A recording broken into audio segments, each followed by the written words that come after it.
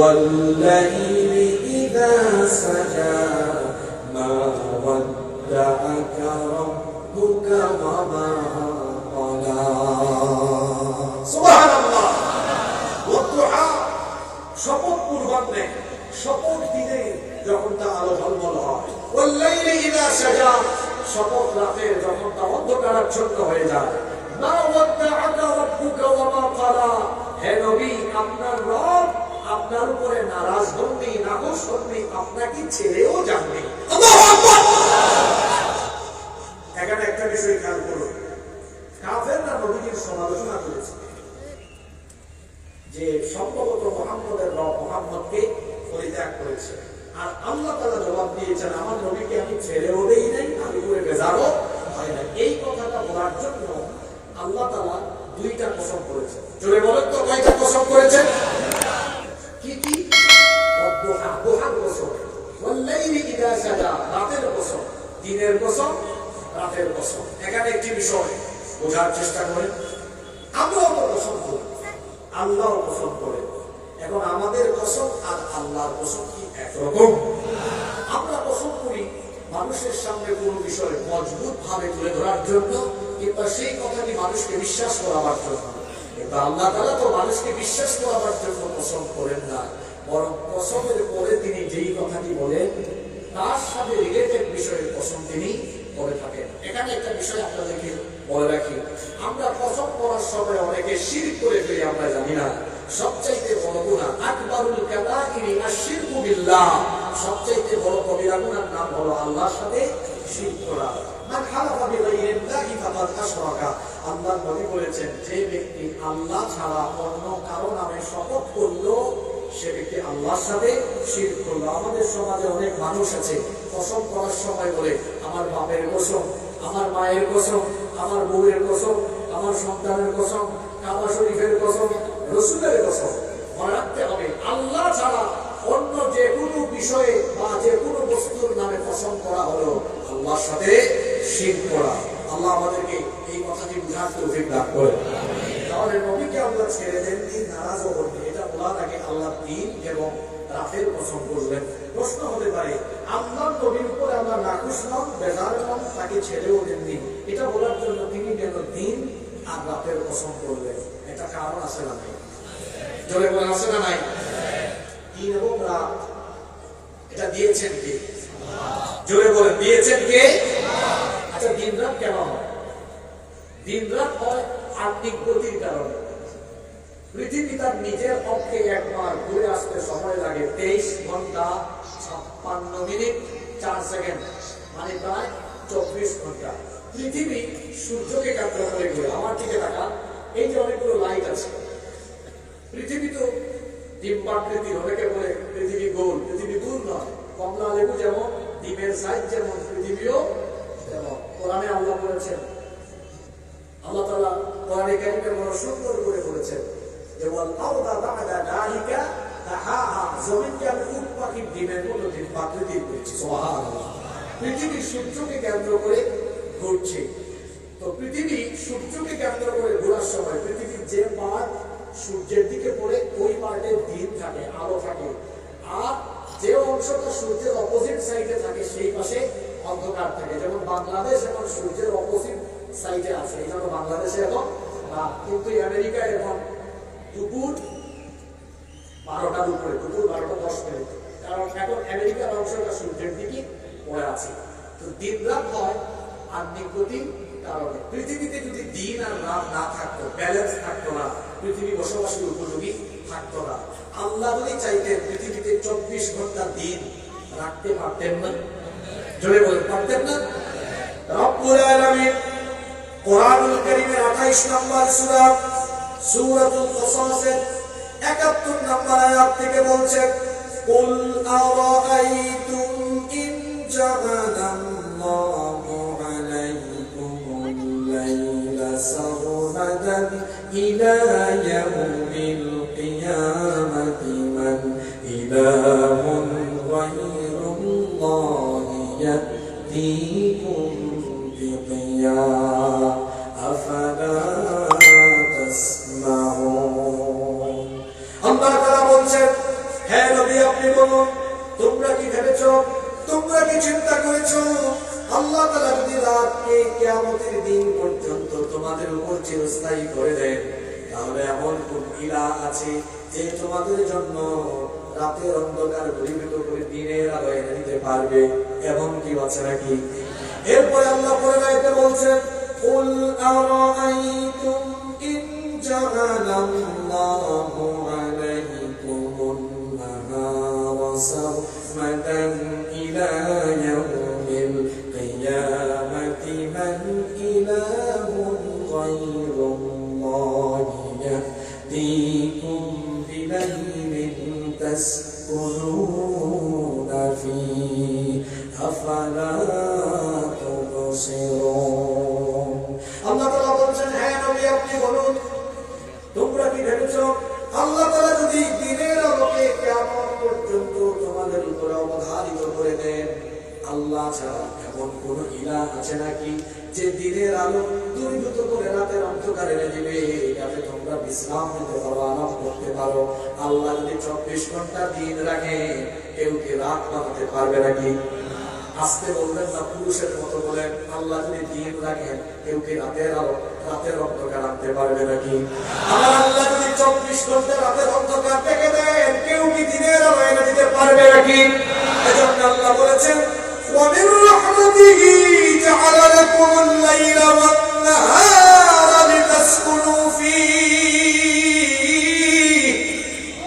আল্লাহ বলছেন, দিন এবং রাত তিনি বানিয়েছেন যাতে তোমরা দিনের বেলা আল্লাহর অনুগ্রহ তালাশ করতে পারো, রাতের বেলা বিশ্রাম নিতে পারো। দিন এবং রাত যদি আল্লাহ না দিতেন, এই পৃথিবী বসবাসের উপযোগী থাকতো? যদি 24 ঘন্টা রাত থাকতো, তাহলে কি হতো? রাতের বেলা দেখবেন টেম্পারেচার, তাপমাত্রা আস্তে আস্তে কমে না? কমে। এখন দেখবেন, আমি গাড়ি থেকে নামার সময় দেখেছি 18 ডিগ্রি সেলসিয়াস। আরো রাত গভীর হবে, তাপমাত্রা কমবে। যদি 24 ঘন্টা পৃথিবীতে রাত থাকতো, তাহলে গোটা পৃথিবী একেবারে বরফে ঢাকা, শীতল হয়ে যেত, বসবাসের উপযোগী থাকতো। আবার দিনের বেলা দেখবেন, সকাল থেকে যখন ধীরে ধীরে সময় বাড়ে, দুপুর গড়িয়ে যখন বিকেল হয়, টেম্পারেচার ধীরে ধীরে বাড়ে। 24 ঘন্টা যদি পৃথিবীতে দিন থাকতো, তাহলে গোটা পৃথিবী উত্তপ্ত হয়ে যেত, হিট হয়ে যেত, সমুদ্র পৃষ্ঠের উচ্চতা বেড়ে যেত, যার কারণে পৃথিবীতে কোনো ব্যালেন্স থাকতো না। দেখা যেত উদ্ভিদ, প্রাণী, পশু, মানুষ সবাই অস্থির হয়ে পড়তো, এই পৃথিবী বসবাসের উপযোগী থাকতো না। আল্লাহ তাআলা দিন এবং রাত ভাগ করে দিলেন, যেন আমরা সারাদিন সকালবেলা উঠে অফিসে যাই, ব্যবসা প্রতিষ্ঠানে যাই, স্কুল কলেজ ইউনিভার্সিটিতে যাই, সন্ধ্যা পর্যন্ত কাজ করে রাতের বেলা যখন আমরা ঘুমাই, ঘুমানোর পরে আমাদের ব্রেইন ফ্রেশ হয়ে যায়, শারীরিক ক্লান্তি দূর হয়ে যায়। দিনের পরে যেমন বিশ্রামের জন্য রাতের দরকার, আল্লাহ এখানে দিন রাতের কসম করেন। কি কারণে করলেন? ওয়াদুহা ওয়াল্লাইলি ইযা সাজা, কসম দিনের, কসম রাতের। দিন রাতের কসম পরে আল্লাহ বলছেন, আমি আপনার উপর বেজার হইনি, আপনাকে ছেড়েও দেইনি। এই কথা বলার জন্য দিন আর রাতের কসম আল্লাহ এই জন্য করেছেন, দিনের পরে যেমন সারাদিনের কাজকর্মের জন্য, বিশ্রামের জন্য রাত দরকার, ঠিক তেমনি ওহী যদি এক নাগারে নবীজির উপর নাযিল হয়, নবীজির স্নায়ু দুর্বল হতে পারে, কষ্ট হতে পারে। আল্লাহর নবীকে মানসিক ভাবে, শারীরিক ভাবে এনার্জেটিক রাখার জন্য, ফিট রাখার জন্য ওহী নাযিলের পরে কিছু সময় ওহী বন্ধ রাখা দরকার। এজন্য আল্লাহ দিন রাতের কসম করে কাফিরদেরকে বুঝিয়ে দিয়েছেন, আমি আমার নবীকে মানসিক আর শারীরিক প্রশান্তি দেওয়ার জন্য ওহী বন্ধ করেছি, তোমাদের ঠাট্টা উপহাসের জন্য আর আমার নবীকে শায়েস্তা করার জন্য নয়, বরং রহমতের জন্য আমি ওহী নাযিল বন্ধ রেখেছি। সুবহানাল্লাহ। তাহলে বুঝা গেল, ওহী যখন নাযিল হয়, ওহী নাযিল হওয়ার সময় নবীর কষ্ট হতো না? ওহী নাযিলের সময় আল্লাহর নবীর কেমন কষ্ট হতো শুনেন। যায়েদ ইবনে সাবিত রাদিয়াল্লাহু আনহু তিনি বলছেন, উনজিলা আলা রাসূলিল্লাহি সাল্লাল্লাহু আলাইহি ওয়াসাল্লাম ওয়া ফাখিদাহু আলা ফাখিদি ফাকানাত তারুদ ফাখিদি। যায়েদ ইবনে সাবিত রাদিয়াল্লাহু আনহু বলছেন, আমার মুবারকের সাথে, আমার হাঁটুর সাথে আল্লাহর নবী হাঁটু লাগিয়ে বসা ছিলেন।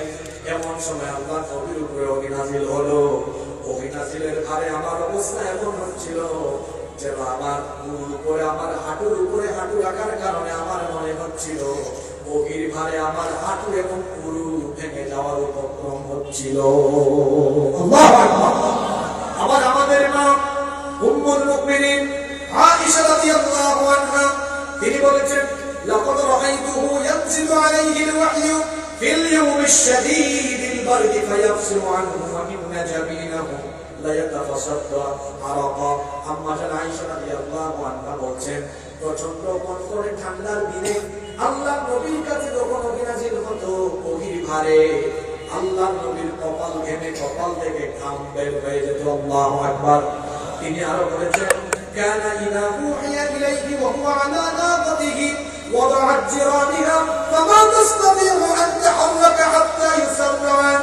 আম্মা জান আয়েশা রাদিয়াল্লাহু আনহা বলেছেন, আল্লাহর নবী উটের উপরে সাওয়াররত অবস্থায় ওহী নাযিল হলে এমন অবস্থা হতো, উটের বুক তখন মাটিতে ধাপিয়ে দিত। আর ওহী নাযিল বন্ধ হতো না যতক্ষণ, উট নড়াচড়া বন্ধ করত না ততক্ষণ। তাহলে বোঝা গেল ওহী নাযিলের সময় ওহীর বোঝা, ওহীর ভারী বোঝায় নবীজির কি হতো? কষ্ট হতো। আপনারা তো সেই হাদিস জানেন, হেরা গুহায় যখন নবীজির কাছে জিবরিল আমিন এসেছিলেন, আল্লাহর নবী বাড়ি ফিরে এসে, এটা বুখারীর হাদিস, তিনি তার স্ত্রী খাদিজা রাদিয়াল্লাহু আনহাকে বলেছিলেন, জাফমিলুনি, কম্বল দিয়ে আমাকে ঢেকে দাও, লাকাদ খাশিতু আলা নাফসি, আমি আমার নিজের উপর আশঙ্কা বোধ করছি, নিজের নফস নিয়ে আমি আশঙ্কায় পড়ে গিয়েছি। আল্লাহর নবীর এই ভীতি, আল্লাহর নবীর মানসিক শারীরিক সকল দুশ্চিন্তা যেন দূর হয়। সারাদিন কাজ করার পরে কিছুক্ষণ পর রাতের বেলা গিয়ে আপনারা যেভাবে ঘুমাবেন, ঠিক তেমনি ভাবে এক নাগারে ওহী নাযিল হলে কষ্ট হবে। এজন্য ওহী নাযিলের পরে কিছু সময় ওহীর বিরতি দিয়ে নবীজিকে মানসিক শারীরিক ভাবে প্রশান্তি দেওয়া দরকার ছিল বলে আল্লাহ ওহী নাযিল বন্ধ রেখেছেন। আল্লাহ জানিয়ে দিলেন দিন রাতের কসম করে, কাফিরের দল শোনো, আমি আমার নবীর উপর অসন্তুষ্ট হইনি, বেজার হইনি, আমি আমার নবীকে ছেড়েও দেখি। সুবহানাল্লাহ।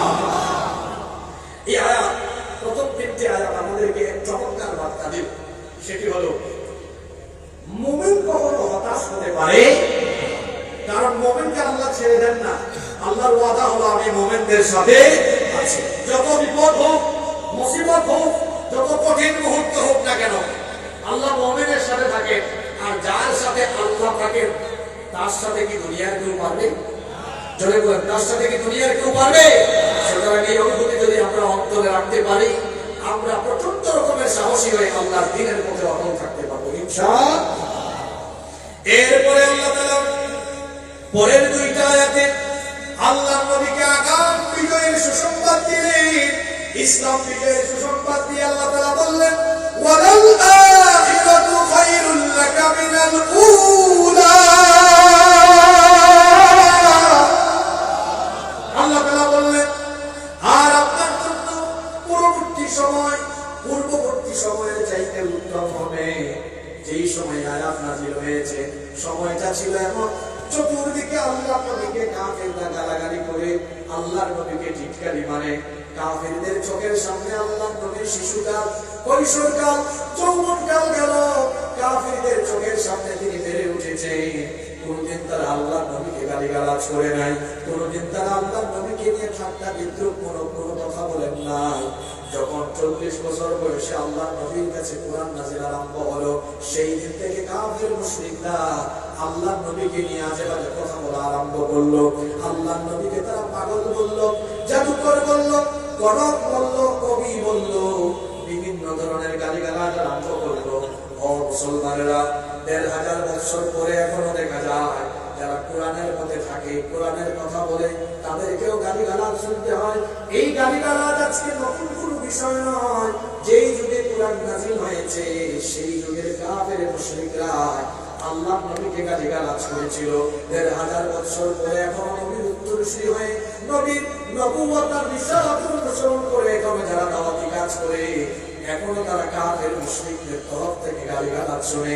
অর্থাৎ কোরআন বিরোধীদের খাসলত ঠিক আছে, শুধু গানের ভার্সন, গানের নমুনাটা একটু চেঞ্জ হয়েছে।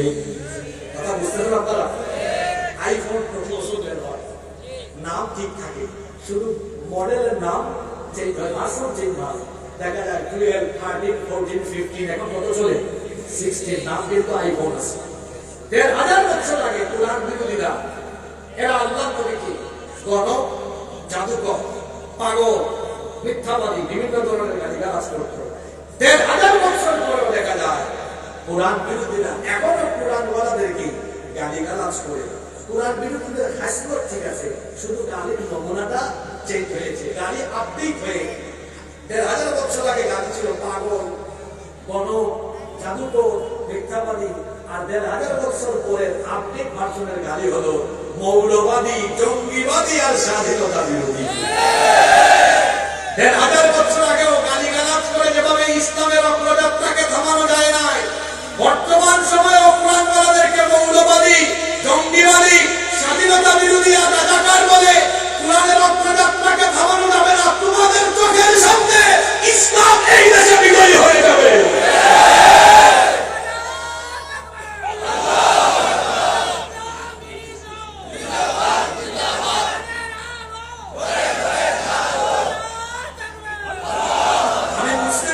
আপনাদের কষ্ট হচ্ছে, আমি অনেক রাতে উঠেছি তো, আমার মনে হয় আমাকে ওই ৮টার দিকে দিলে একদম এনার্জেটিক টাইপের ভালো এনার্জি এখানে প্রোভাইড হয়েছে। যাই হোক, আপনারা কি আমাকে ২০-২৫ মিনিট সময় দিবেন? সময় দিবেন তো? অনেক কথা আপনাদের জন্য জমা আছে ইনশাআল্লাহ। কোন সময় আল্লাহ তার নবীকে বলছেন, নবী পরবর্তী সময় পূর্ববর্তী সময়ের চাইতে কি হবে? উত্তম হবে। আপনারা কি কথা শুনতেছেন? পরবর্তী সময় অর্থাৎ সামনের দিন ভালো আসতেছে, আপনার আগের দিনের চাইতে সামনের দিন ভালো হবে, উত্তম হবে। এটা নবীকে কে বলতেছেন? কে বলতেছেন?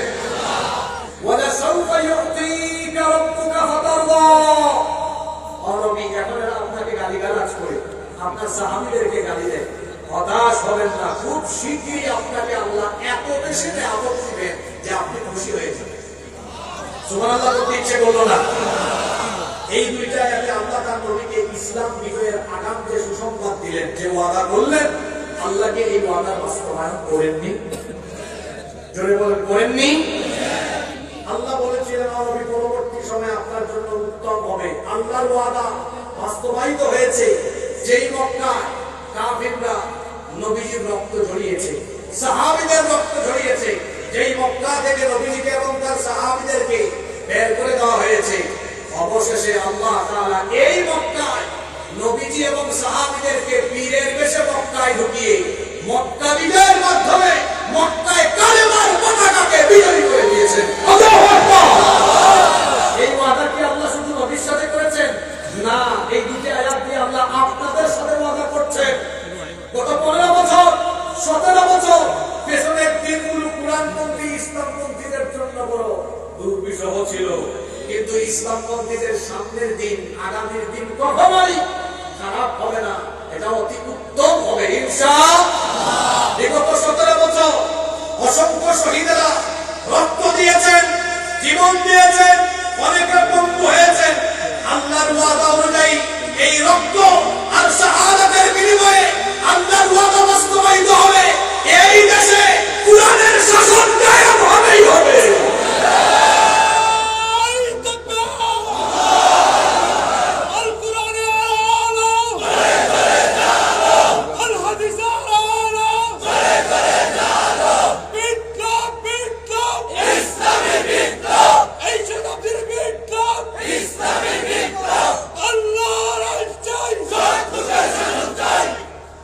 সম্মানিত ভাইয়েরা, এই সূরার আয়াত নাযিল হচ্ছে যখন কাফিররা নবীজিকে পাগল বলে, মিথ্যাবাদী বলে, গণক বলে, কবি বলে, ওই সময় আল্লাহ বলছেন ওয়ালাল আখিরাতু খায়রুল লাকা মিনাল উলা ওয়ালা সাওফা ইউতিকা রাব্বুকা ফাতারদা। আপনার জন্য পরবর্তী সময় পূর্ববর্তী সময়ের চাইতে উত্তম হবে। শীঘ্রই আল্লাহ আপনাকে এত বেশি দিবে, আপনি খুশি হয়ে যাবেন। আল্লাহ তার বন্ধুর সাথে যে ওয়াদা করলেন, সেই ওয়াদার বাস্তবায়ন ঘটাবেন। দেখা গেল সত্যি সত্যি যারা মক্কায় ছিল সংখ্যায় কম, যারা মক্কায় ছিল নির্যাতিত, যারা মক্কায় ছিলেন মজলুম, সেই মজলুমদেরকে আল্লাহ কয়েক বছর পরে কাফিরদের উপরে, কাফির মুশরিক এই পরাশকদের উপরে বিজয় দিয়ে আল্লাহ তাআলা মক্কা আর মদিনার দুই ভূখণ্ডকে ইসলামের জন্য আবাদ করে দিলেন। শুধু কি মক্কা মদিনায় না, মক্কা মদিনার ইসলাম রোম পারস্য পর্যন্ত ছড়িয়ে গেল। সুবহানাল্লাহ। এটা যেন বাংলাদেশের মুসলমানদের সাথে আল্লাহর ওয়াদা। মুসলমান হতাশ হবে না। গত 15 বছর আমরা যেখানে এই কথা বলার সুযোগ পেয়েছি, আমরা বলেছি অন্ধকার রাতের পরে যেভাবে আলো আসে, ঠিক তেমনি ভাবে সীমাহীন এই জুলুম নির্যাতনের পরে এই মজলুমদের নাজাত হবে।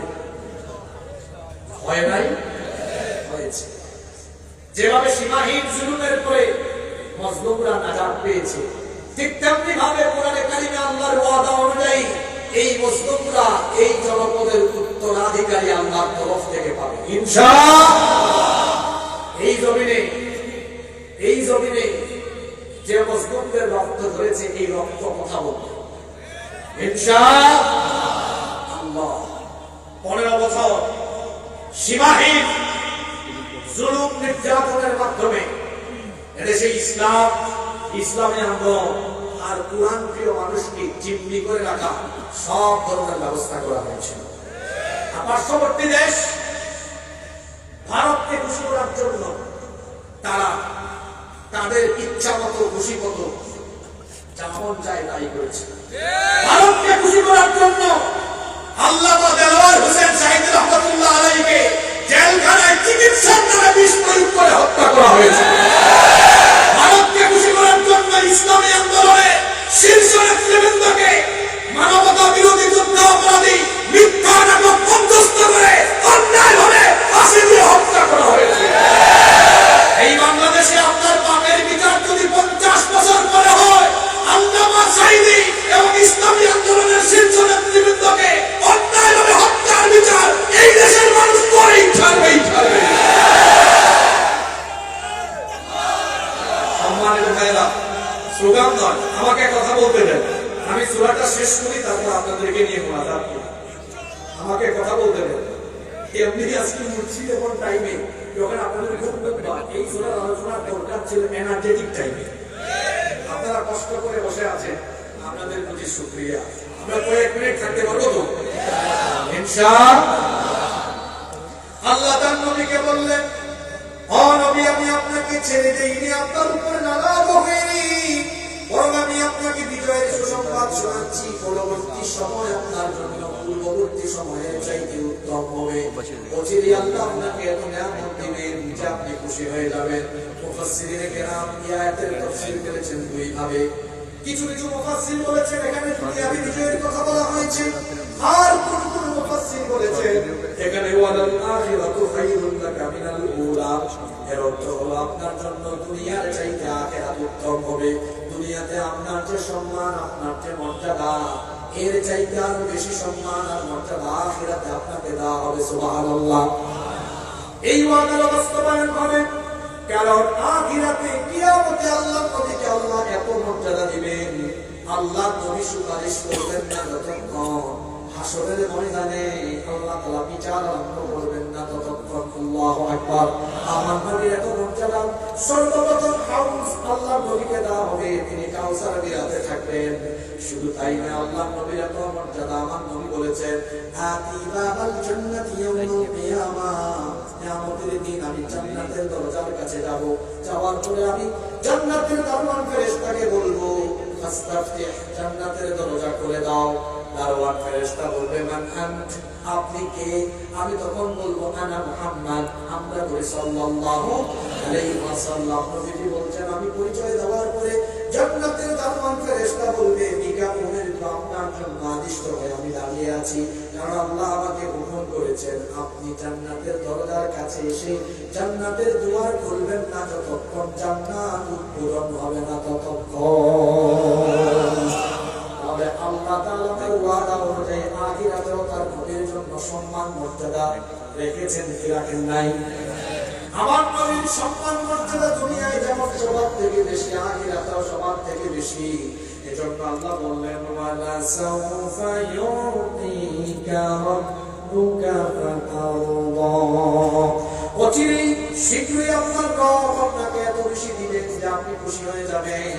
প্রথম 3 আয়াতে আল্লাহ তার নবীকে সান্ত্বনা দিলেন, পরবর্তী 2 আয়াতে আল্লাহ তার নবীকে ইসলাম বিজয়ের আগাম সুসংবাদ দিলেন। এরপরের 3টা আয়াতে আল্লাহ তার নবীকে পূর্ববর্তী নিয়ামতের কথা স্মরণ করিয়ে দিলেন। আল্লাহ তার নবীকে বললেন, আমি যে আপনাকে ভবিষ্যতের সামনে দুনিয়া আখিরাতে নিয়ামত দিব। কেন দিব শুনেন, কারণ আপনার জন্মের পর থেকে আমি আপনাকে নিয়ামত দিয়েছি। আল্লাহ আবার স্মরণ করিয়ে দিলেন। আমার সাথে যারা পারেন তেলাওয়াত করেন, আলাম ইয়াজিদকা ইয়াতীমান ফাআওয়া। ও নবী, আমি কি আপনাকে এতিম অবস্থায় পাইনি? আর এতিম অবস্থায় পেয়ে আমি কি আপনার উত্তম আশ্রয়ের ব্যবস্থা করিনি? আমার নবী তো এমন এতিম ছিলেন, পৃথিবীতে আসার আগে তিনি তার বাপ হারিয়ে পিতৃ হারায় এতিম হয়ে গেলেন। পৃথিবীতে যখন আসলেন পিতা ছাড়া পিতৃহীন এতিম সন্তান। সেই সময়ে মক্কার আরবদের রীতিনীতি ছিল, যারা শহরে থাকতেন, শহরে বসবাস করতেন, শহরের গ্রুপপালাই থেকে বাচ্চাকে হেফাজতের জন্য এবং শিশু যেন বিশুদ্ধ হাসি সুঠাম আর শক্তিশালী হয়ে বেড়ে উঠে, এই জন্য শহরের নাগরিকরা তাদের শিশুদেরকে মরুভূমি অঞ্চলের ধাত্রে মহিলাদের কাছে পাঠিয়ে দিলেন। আল্লাহ নবীর বেলা একই রীতি নবীজির দাদা আব্দুল মুত্তালিব অনুসরণ করলেন। নবীজির জন্য ধাত্রে মহিলা খোঁজ করতে লাগলেন, কিন্তু কোন ধাত্রে মহিলা আল্লাহ নবীকে দিতে চায় না। কারণ এতিম বাচ্চা দেখে সবার ধারণা হলো সম্ভবত টাকা কম দেওয়া হবে, পয়সা কম পাওয়া যাবে। এই জন্য এতিম এই বাচ্চাকে কেউ নিতে চায় না। তায়েফ থেকে বনু সাদ গোত্রের একদল নারী মক্কায় আসলেন। আব্দুল মুত্তালিব তাদেরকে সম্বোধন করে বললেন, হে তায়েফের বনু সাদ গোত্রের নারীরা, আমার ঘরে একটা এতিম বাচ্চা আছে, বেশি টাকা পয়সা দেওয়া যাবে না। এই বাচ্চাকে দেখে যদি তোমাদের মন ভালো লাগে তাহলে বাচ্চাটাকে নিয়ে যেতে পারো। এতিম বাচ্চা দেখে ওই ঘরের ভেতরে কেউ যায় না। অবশেষে বনু সাদ গোত্রের সেই সৌভাগ্যবতী নারী হালিমাতুস সাদিয়া আসলেন। তিনি এসে দেখলেন তার গাধাটা দুর্বল ছিল, দুর্বল দ্বারা আরোহণ করে এসেছেন। সবার শেষে এসে দেখলেন অন্যান্য নারীরা পয়সা বাড়াদের ঘরে বাচ্চা কাচ্চা নিয়ে গিয়েছে। আব্দুল মুত্তালিব হালিমাতুস সাদিয়াকে বললেন, আমার ঘরে একটা এতিম বাচ্চা আছে, বেশি টাকা দিব না, যদি মন চায় তো নিয়ে যাও। হালিমাতুস সাদিয়া এবার তিনি তার হাজবেন্ডের সাথে, স্বামীর সাথে পরামর্শ করলেন, এত দূরের পথ তায়েফ থেকে মক্কায় এসেছি, দুর্ভিক্ষের সময় খালি হাতে ফিরে যাওয়ার চাইতে চলেন এতিম বাচ্চা এটা নিয়ে যাই, যাই পাইলাম আমাদের ঘর সংসার মোটামুটি চললেই হইল। তার স্বামী সম্মতি দিলেন। এবার হালিমাতুস সাদিয়া ভাগ্যবতী এই নারী, তিনি যখন মা আমেনার ঘরে ঢুকলেন, মা আমেনার ঘরে ঢুকে শিশু মুহাম্মদুর রাসূলুল্লাহ সাল্লাল্লাহু আলাইহি ওয়াসাল্লামকে মা আমেনার কোল থেকে নিয়ে তিনি যখন তার নিজের কোলে নিয়ে নবীজির চেহারা মুবারকের দিকে তাকালেন, তিনি তখন সঙ্গে সঙ্গে বলে উঠলেন, এত সুন্দর কি মানুষ হতে পারে নাকি? তিনি তখন বললেন, আমার কাছে মনে হয় যেন আসমানের চাঁদ এখন আমার কোলে চলে এসেছে।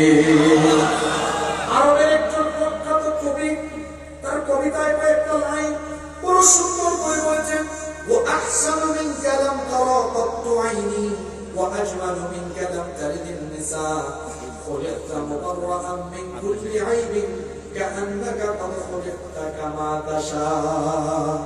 কবি কত চমৎকার করে বলছেন, আপনার চাইতে সুন্দর কোন মানুষ পৃথিবীর কোন চক্ষু দেখেনি, আপনার চাইতে সুন্দর কাউকে পৃথিবীর কোন নারী জন্ম দিতে পারেনি।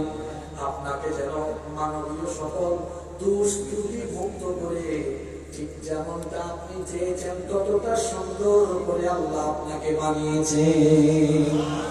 এই পৃথিবীর অর্ধেক সৌন্দর্য আল্লাহ তার নবী ইউসুফ আলাইহিস সালামকে দিয়েছিলেন। কথা বলে থাকলে বলেন তো, দুনিয়ার পুরা সৌন্দর্য না অর্ধেক সৌন্দর্য? অর্ধেক।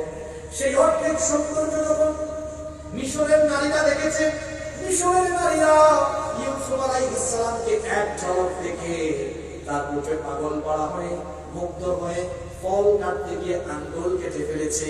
মিশরের সেই নারীরা তো আমার নবীকে দেখে নাই। ইউসুফ নবী পেয়েছেন দুনিয়ার অর্ধেক সৌন্দর্য, আর আমার নবীকে আল্লাহ তাআলা দুনিয়ার পুরা সৌন্দর্য দান করে দিয়েছে। এই জন্য আমাদের আয়েশা রাদিয়াল্লাহু আনহা বলছেন, মিশরের যে সুন্দরী নারীরা ইউসুফ নবীকে দেখে অনুভূতি শূন্য হয়ে ফল কাটতে গিয়ে আঙ্গুল কেটেছে, তারা যদি আমার নবীকে একবার দেখতো তাহলে তারা হাত নয় নবীর সৌন্দর্যে মাতোয়ারা হয়ে তারা অনুভূতি শূন্য হয়ে পরিচয় কেটে ফেললেও তারা টের পেত না। এতিম অবস্থায় আমার নবী জন্ম নিলেন। হালিমাতুস সাদিয়ার ঘরে থাকলেন। 4 বা 5 বছর বয়সে আমার মা আমেনার ঘরে ব্যাক করলেন। 6 বছর বয়সে তিনি তার মাকে হারিয়ে ফেললেন। এবার মায়ের এতিম হয়ে গেলেন, দাদার আশ্রয়ে চলে গেলেন। 8 বছর বয়সে দাদা আব্দুল মুত্তালিব তিনিও তাকে ছেড়ে চলে গেলেন। এবার 8 বছরের পরে তার চাচা আবু তালেবের আশ্রয়ে তিনি লালিত পালিত হতে লাগলেন। মক্কা থেকে মদিনায় হিজরত করার আগ পর্যন্ত আবু তালেবের আশ্রয়ে ছিলেন। আবু তালেব দুনিয়া থেকে চলে গেলেন। হিজরত করে যখন মদিনায় আসলেন, আউস আর খাজরাজের লোকেরা আল্লাহ নবীকে এমন সাপোর্ট দিল, আল্লাহ নবীকে এমন ভাবে আপন করে নিল, তারা মদিনায় নবীজিকে নেওয়ার পরে মদিনার রাষ্ট্র ক্ষমতা নবীজির কাছে সুপর্দ করে দিল। আল্লাহ তার নবীকে বলছেন, নবীর জন্মই হয়েছে আপনি এতিম অবস্থায়, কিন্তু আমি আল্লাহ তো আপনাকে কখনো ছেড়ে দেই নাই, সব সময় আমি আপনার উত্তম ব্যবস্থা করেছি। আপনি যখন বাপ হারা এতিম হলেন মায়ের কাছে থাকলেন, মা হারা এতিম হলেন দাদার কাছে থাকলেন, দাদা হারা এতিম হলেন চাচার কাছে থাকলেন। যখন সবাই ছেড়ে চলে গেল, চাচাও আপনাকে ছেড়ে চলে গেলেন, আপনার প্রিয়তমা স্ত্রী খাদিজাও আপনাকে ছেড়ে চলে গেলেন, কিন্তু আমি আল্লাহ কেমন ব্যবস্থা করলাম, তখন আমি লক্ষ লক্ষ মুসলমানের হৃদয়ে আপনার জায়গা করে দিলাম, যারা আপনাকে মদিনার শাসন করতে রাষ্ট্রপ্রধান হিসাবে মেনে নিল। এইভাবে করে আপনার জন্ম থেকে নিয়ে ওফাত পর্যন্ত কোন সময় আমি আপনাকে নিঃস্ব রাখি না, এতিম রাখি না, সব সময় আমি আপনার উত্তম ব্যবস্থা করে দিয়েছি। আল্লাহ এই নিয়ামতের কথা স্মরণ করিয়ে নিয়ে আয়াত নাযিল করে বললেন, আলাম ইয়াজিদকা ইয়াতীমান ফাআওয়া, আমি কি আপনাকে এতিম অবস্থায় পাইনি, আর এরপরে আমি কি আপনার উত্তম আশ্রয়ের ব্যবস্থা করিনি? এরপরে আল্লাহ বলছেন, ওয়াজাদাকা দাল্লান ফাহাদা,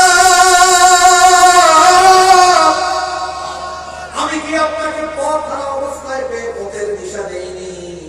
এখানে দাল্লান শব্দের অর্থ পথভ্রষ্ট বা গুমরা নয়, বরং দাল্লান শব্দের অর্থ হলো পথ হারা, তিনি সঠিক পথ জানেন না। মনে করেন আপনি এই চান্দোলা থেকে আপনি সিলেট যাবেন, কিন্তু আপনি রাস্তা চিনেন না, যে ব্যক্তি রাস্তা চিনে না তাকে বলা হয় পথহারা পথিক। আল্লাহ তার নবীকে বলছেন, আপনি যখন মক্কার এলোমেলো পরিবেশে আসলেন, যখন সবাই পৌত্তলিকতা আর মূর্তি পূজায় লিপ্ত ছিল, কেউ জানতো না কোনটা সঠিক পথ, কেউ জানতো না কোনটা হেদায়েতের পথ, কোনটা জান্নাতের পথ, আপনিও জানতেন না। ওয়াজাদাকা দাল্লান, আপনাকে পথ হারা পেলাম, ফাহাদা, এরপরে সুপথের সন্ধান দিয়েছেন কে? আস্তে বলবেন না, জোরে বলেন কে? কোরআনে কারীমের 42 নম্বর সূরা সূরাতুশ শুরা এর 52 নম্বর আয়াতে আল্লাহ সুন্দর করে বলছেন, মা কুনতা তাদরি মাল কিতাবু ওয়ালাল ঈমান ওয়ালাকিন জাআলনাহু নূরান নাহদি বিহি মান নাশা'ু মিন ইবাদিনা ওয়া ইন্নাকা লাতাহদি ইলা সিরাতিন মুস্তাকিম। আল্লাহ তাআলা বলছেন, মা কুনতা তাদরি মাল কিতাবু ওয়ালাল ঈমান, আপনি জানতেন না কিতাব কি, আপনি জানতেন না ঈমান কি। কিতাব আর ঈমানের সন্ধান দিয়ে আপনাকে সঠিক পথ তিনি দেখিয়েছেন, জোরে বলেন তিনি কে? আল্লাহ তাআলা বলছেন, এই কিতাব দিয়ে আমি আপনাকে অন্ধকার পথ থেকে আলোর পথ আপনাকে চিনিয়ে দিলাম। সূরা ইব্রাহিমের প্রথম আয়াতে আল্লাহ বলছেন, আলিফ লাম রা কিতাবুন আনজালনাহু ইলাইকা লিতুখরিজান নাসা মিনাল যুলুমাতি ইলান নূর।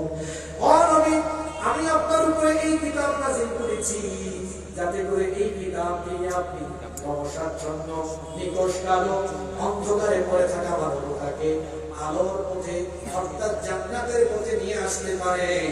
এই জন্য এই কিতাব নাযিল করে সোজা পথ, সহজ পথ, আলোকিত পথ, জান্নাতের পথ যিনি দেখিয়েছেন, গলার আওয়াজ বড় করে বলেন তিনি কে? সে আল্লাহ বলছেন, আলাম ইয়াজিদকা ইয়াতীমান ফাআওয়া, আমি এতিম অবস্থায় পেয়ে আমি কি আপনার উত্তম আশ্রয়ের ব্যবস্থা করিনি? ওয়াজাদাকা দাল্লান ফাহাদা, অথারা অবস্থায় পেয়ে আমি কি আপনাকে সঠিক পথের সন্ধান দেইনি?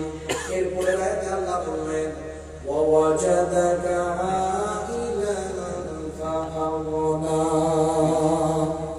নিঃস্ব অবস্থায় পেয়ে, অভাবী অবস্থায় পেয়ে আমি কি আপনাকে অভাব মুক্ত করিনি?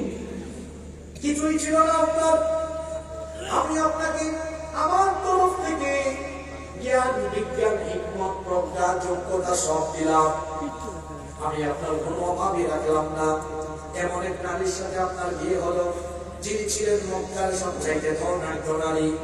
এর আগে আপনি আপনার চাচার সাথে, চাচার আশ্রয়ে ছিলেন, তিনিও ছিলেন ব্যবসায়ী। অর্থাৎ আমি আপনাকে নিঃস্বতা আর অভাব কি সেটা বুঝতে বলি না, আমি আপনাকে সব সময় অভাব দেখতে রেখেছি। আল্লাহু আকবার। দেখেন এই সূরাকে বুঝার সুবিধার্থে আমরা 4 ভাগে ভাগ করছি। প্রথম 3 আয়াতে আল্লাহ তার নবীকে সান্ত্বনা দিয়েছেন, এরপরের 2 আয়াতে আল্লাহ তার নবীকে ইসলাম বিজয়ের আগাম সুসংবাদ দিয়েছেন। 3, 2, 5 পরের 3 আয়াতে আল্লাহ তার নবীকে নিয়ামতের কথা স্মরণ করিয়ে দিয়েছিলেন। এতিম ছিলেন, আশ্রয় দিয়েছি, পথহারা ছিলেন, পথের সন্ধান দিয়েছি, অভাবে ছিলেন, অভাব মুক্ত করেছি। 8 আয়াত গেল, বাকি আছে আর কত আয়াত? কষ্ট হচ্ছে গেছে আছে শেষ ভালো না সব ভালো। শেষ 3 আয়াতে আল্লাহ তার নবী এবং আমাদের সবাইকে কিছু নির্দেশনা দিলেন। সেই নির্দেশনাগুলো এবার শোনেন। فَأَمَّا الْيَتِيمَ فَلَا تَقْهَرْ وَأَمَّا السَّائِلَ فَلَا تَنْهَرْ وَأَمَّا بِنِعْمَةِ رَبِّكَ فَحَدِّثْ। কি সুন্দর দিক নির্দেশনা দিলেন। فَأَمَّا الْيَتِيمَ فَلَا تَقْهَرْ, কোন ইতিমদেরকে ধমক দিবেন না, গলা ধাক্কা দিবেন না। আল্লাহ এর আগে নবীজির এতিম হালতের কথা মনে করিয়ে দিলেন। আপনি তো এতিম ছিলেন, আমি আপনার আশ্রয়ের ব্যবস্থা করেছি, সুতরাং আমি আপনাকে এবং আপনার উম্মতকে বলছি, তারা যেন এতিমের সাথে দুর্ব্যবহার না করে, এতিমের সাথে তারা যেন খারাপ আচরণ না করে। কারণ এতিম হলো অসহায়, এই অসহায় পিতৃহারা কিংবা মাতৃহারা এতিমের সাথে কেউ যেন দুর্ব্যবহার না করে। আল্লাহ নবী বলেছেন, এতিমের সাথে দুর্ব্যবহার করো না, কারণ আমি নবী তো নিজেই এতিম। যে ব্যক্তি এতিমকে কষ্ট দিল, সেই ব্যক্তি যেন স্বয়ং নবীজিকে কষ্ট দিল। এতিমের সাথে কোনো খারাপ আচরণ করা যাবে না। যাদেরকে আল্লাহ সামর্থ্য দিয়েছেন, এতিম দেখাশোনা করবেন, এতিম লালন পালন করবেন, তার পড়ালেখার ব্যবস্থা করে দিবেন, এতিম ছেলে মেয়েদের বিবাহের ব্যবস্থা করে দিবেন। আল্লাহ নবী বলেছেন, এটা বুখারী শরীফের হাদিস, আনা ওয়া কাফিরুল ইয়াতীমি ফিল জান্নাতি হাকাদা ওয়া দাম্মাস সাবাবাতি ওয়াল ওয়াসতা। এই 2টা আঙ্গুল নবীজি সাহাবীদেরকে দেখায় বললেন, আমি এবং এতিমের দেখাশোনাকারী ব্যক্তি কিয়ামতের দিন এইভাবে এক জান্নাতে কাছাকাছি থাকবো। আসতে বলেন সুবহানাল্লাহ। এই 2টা আঙ্গুল যেভাবে একসাথে আছে, এই যে আল্লাহ 2টা আঙ্গুল দেখায় বললেন, আমি আর এতিম লালন পালনকারী ব্যক্তি কিয়ামতে 2 জন একসাথে জান্নাতে থাকবে। সুবহানাল্লাহ। এতিমদেরকে ধমক দিবেন না। আমার সমাজে অনেক ব্যক্তি আছে, এতিমের মাল অন্যায় ভাবে খেয়ে ফেলে, এতিমের মাল আত্মসাৎ করে, এতিমের মাল আত্মসাৎ করে যারা পেটে ঢুকায়, তারা জাহান্নামের আগুন তাদের পেটে ঢুকায়। এরপরে আল্লাহ বলছেন, ওয়াম্মাস সাইলা ফালা তানহার, সাইলদেরকে যারা চাইবে আপনার কাছে প্রার্থী হয়ে আসবে, তাদেরকে ধমক দিবেন না। এখানে মুফাসসিরিনে কেরাম সাহিল শব্দের 2টা ব্যাখ্যা দিয়েছেন। একটা ব্যাখ্যা তারা দিয়েছেন, কেউ যদি আপনার কাছে কোনো জিনিস না জেনে জানতে আসে, সেই ব্যক্তিকে ফিরিয়ে দিবেন না। যে ব্যক্তি জানতে আসবে তারই দিবেন না, তাকে বুঝিয়ে দিবেন। আবার এই সাহিল শব্দের আরেকটা ব্যাখ্যা মুফাসসিরগণ করেছেন, অভাবী অসহায় মানুষ যখন আসবে তাকে ফিরিয়ে দেওয়া যাবে না, সামর্থ্য অনুযায়ী তার পাশে দাঁড়াতে হবে। আমাদের যাদের সামর্থ্য আছে আমরা আমাদের পাড়া প্রতিবেশী আত্মীয় স্বজন আশেপাশের অভাবী অসহায় দুঃখী মানুষের পাশে থাকবো। কারণ আল্লাহ নবী বলেছেন, যে ব্যক্তি তার অন্য কোন মুসলমান ভাইয়ের অভাব অনটন প্রয়োজন পূরণ করে দিবে, আল্লাহ ওই ব্যক্তির দুনিয়া আখিরাতের সব প্রয়োজন পূরণ করে দিবে। এই জন্য সামর্থ্য থাকলে অভাবী মানুষের পাশে দাঁড়াবেন। এই যে আমাদের ধন সম্পদ টাকা পয়সা আমাদের যা কিছু আছে সব কিছু তিনি দিয়েছেন, কোরআন আওয়াজ করে সবাই বলেন তিনি কে? যে আল্লাহ এই সম্পদের নিয়ামত দিয়েছেন, সেই আল্লাহ তাআলা কি চাইলে এই সম্পদের নিয়ামত কেড়ে নিতে পারেন কি পারেন না?